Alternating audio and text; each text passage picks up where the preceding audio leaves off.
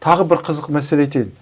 Біздің 90 жылдары Қазақстанды білесіз ба қанша ақшаға сатқанымызды? Қанша ақшаға сатқан сол кезде 90 жылдағы басшылар? Қазақстанда? Иә, Қазақстанда 2 миллиард долларға сатып жүрген. 2 миллиард долларға Қазақстанның үстіне тұрған барлық завод, Кеңес одағынан қалған заводтарымыз, жер асты нелерімізді толық алған кезде 2 миллиард долларға сатып жүрген. Түгел 2 миллиард долларға. 2 миллиард доллар деген бүгін Ер Астананың бағасы 2 миллиард доллар тұрады. Ер Астана.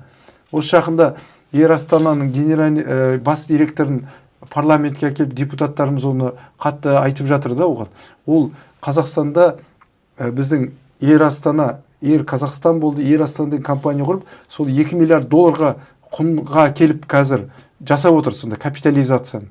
Жоқты бар жасап, сондай мықты, мощный компания жасап, Самұрық қазынада ең үлкен пайда келетін ол Казатомпром, екінші Ер Астана компаниясы.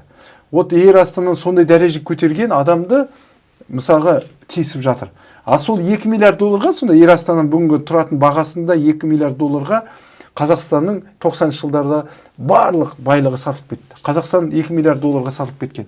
Көрдіңіз бе? А оған кім жауап береді? Мәселе осы да.